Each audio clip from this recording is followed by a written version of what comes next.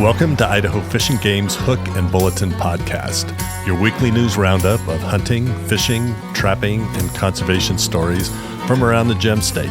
Hosted by Fish and Game's Public Information Specialist, Connor J. Lease. And welcome back to Idaho Fish and Game's Hook and Bulletin podcast. This week, we're talking about controlled hunt applications, taking advantage of Fish and Game's numerous boating access sites, and a new state catch and release record for one lucky burbot angler in North Idaho. But first, it's officially spring, folks, and that means the peak of baby wildlife season is in full bloom.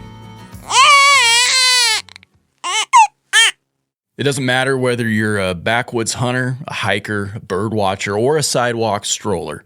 People are bound to see young wildlife when they venture outdoors during the spring and early summer.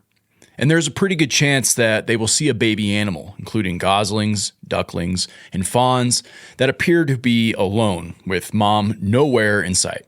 While a well-intentioned human's first instinct might be to rescue these adorable, fuzzy, and seemingly helpless creatures, Idaho Fish and Game has a simple suggestion to people who discover baby animals that appear to be abandoned. The best thing you can do for them is to leave them be. Every spring, Fish and Game receives calls from well-intentioned humans who claim to have quote-unquote rescued baby animals that they assume were lost, abandoned, and orphaned. While these folks typically mean well, the sad reality is that they are often doing more damage than good when they intervene, and typically, mom was not far away to begin with.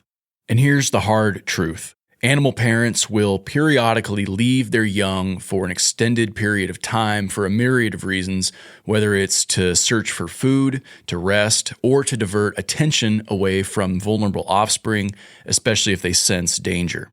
When it comes to wildlife babies, wildlife mothers know best. What are you waiting for? Get a move on! Get going! Scram! No, no, no, no, no, no, oh, no, no, no, no, oh, no, no, no, huh? Mammals such as deer, elk, and pronghorn routinely leave their young in a secure location like a clump of sagebrush. It is normal for them to leave to feed and return later, sometimes several hours later, to quickly feed their young, then leave again.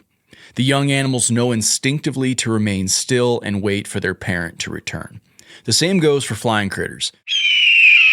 As baby birds mature, they often leave the nest in their efforts to hone their flying skills. Adult birds continue to feed their offspring until a point in time when their young can survive on their own, even if they fall out of the nest. If you find a baby bird, a duckling, gosling, deer fawn, or other critter, the best approach is to just leave it undisturbed. Then, if you wish, you can contact your nearest Fish and Game office. Fish and Game employees are happy to take calls about apparently orphaned or injured animals, answer your questions, and when it is absolutely necessary, go retrieve the animals. In addition, do not plan to raise wild animals on your own. Young wild animals require special care and feeding that is beyond what the average household is prepared to manage. Additionally, taking most species from the wild to raise in your possession is illegal in Idaho.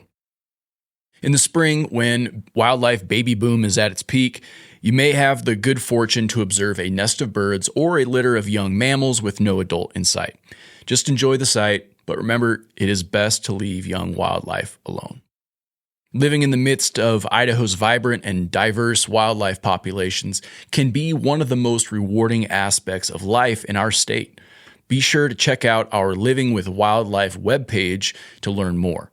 The page features all kinds of helpful tips on how to properly coexist when living among wildlife. Hit the link in the show notes if you want to learn more. All right, you've got the boat all hitched up, the kids are loaded in the back seat, and the fishing rods are stashed in the back, but where to go? And better yet, how do you access it? Well, Roger Phillips' latest press release might be able to help you out.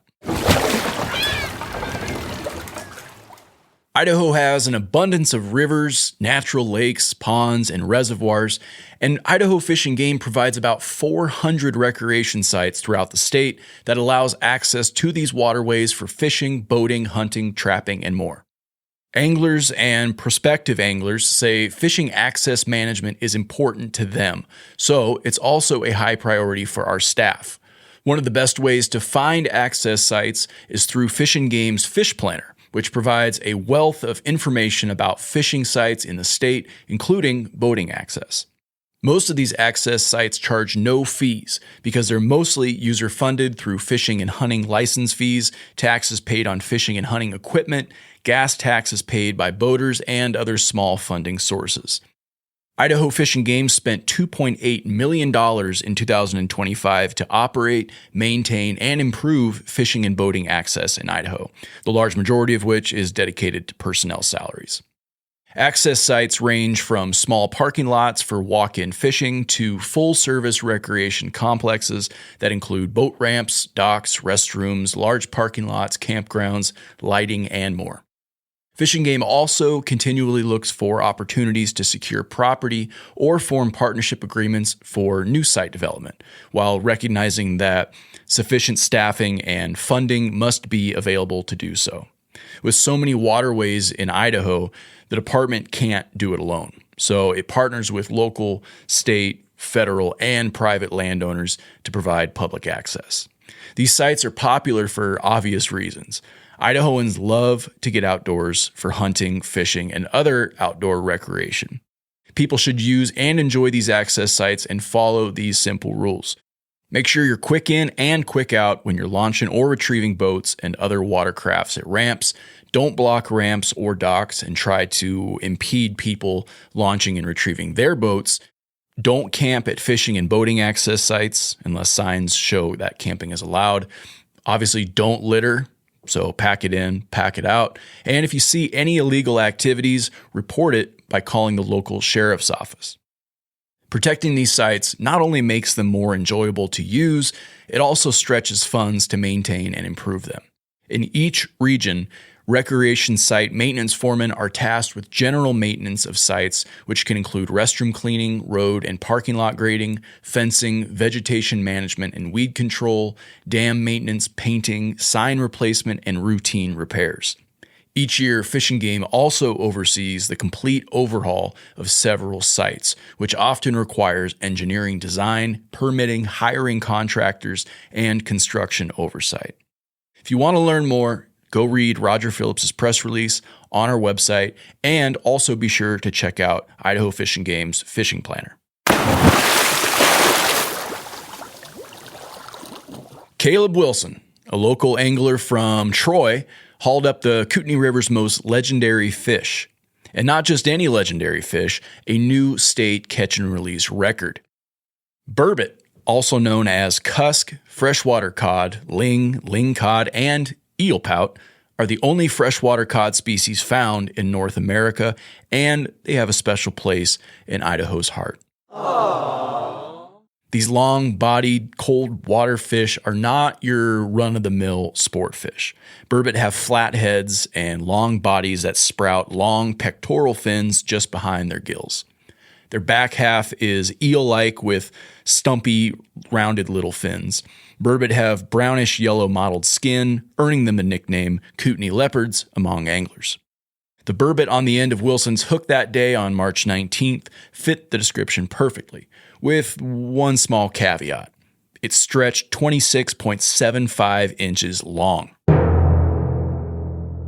Wilson knew he might have a state record contender on his hands, so he whipped out the tape measure under the light of his headlamp. As the name implies, these leopard-like fish are predatory and feed during the night. They also tend to hang out during the day in deep, slow-moving pools, then go seek out food such as crayfish or small fish in shallow water. Conservation partnerships between Idaho Fish and Game, British Columbia officials, the Kootenai Tribe of Idaho, and funding from Bonneville Power Administration have helped bring back the river's burbot numbers. Decades of aquaculture research from the University of Idaho and the Kootenai Tribe of Idaho's successful hatchery stocking program have been helping fuel the increasing burbot numbers.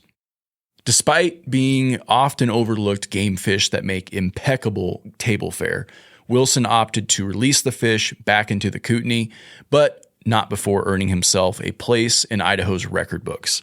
So congratulations to Caleb Wilson on this behemoth of a burbot. All right, last up, here's a quick update on the state of Winchester Dam and how Fish and Game is working hard to help. Idaho Fish and Game is pursuing grant funding to support critical infrastructure repairs at Winchester Dam near the town of Winchester.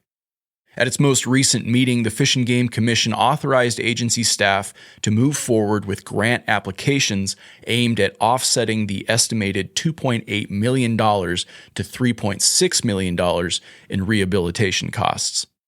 Winchester Dam was recently classified as a high-hazard structure by the Idaho Department of Water Resources. The designation requires significant upgrades to ensure the dam can safely convey a 500-year flood event and address ongoing seepage concerns affecting the structure's integrity. Until repairs are completed, water levels at Winchester Dam will remain under a mandated 40-inch drawdown as required by a conditional exemption from the Department of Water Resources. This restriction continues to impact recreational opportunities at Winchester State Park and within the surrounding community. Idaho Fish and Game originally acquired Winchester Lake and adjacent lands from potlatch forests in 1966 through a land exchange and a payment of approximately $15,000. Today, the area is managed by the Idaho Department of Parks and Rec and features day-use facilities and approximately 70 campsites. That's all I got for top stories. Let's hit the rapid fire bulletin. The application period for fall 2026 deer, elk, pronghorn, swan, black bear, and turkey controlled hunts begins May 1st and runs through June 5th. Hunters can also apply for the first super hunt drawing through May 31st. Hunters with a valid 2026 Idaho hunting license may apply for controlled hunts online at gooutdoorsidaho.com, at any licensed vendor, Fish and Game office, or by calling 1-800-554-8685. Fish and Game is once again hosting its annual Youth Outdoor Skills Day event. Come join in on the fun Saturday, May 9th at Beaver Dick Park on Highway 33 from 9 a.m. to 2 p.m.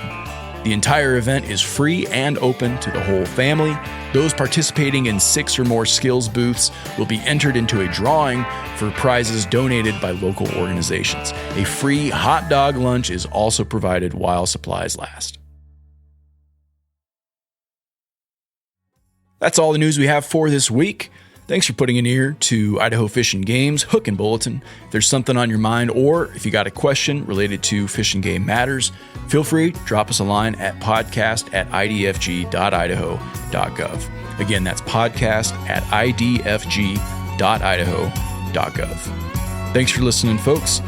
We will be traveling up to Coeur d'Alene for the May Commission meeting next week, so there will be no Hook and Bulletin podcast that week. Be sure to tune in on May 7th at 8 a.m. Pacific time for the Fish and Game Commission meeting. After that, we will catch you the following week.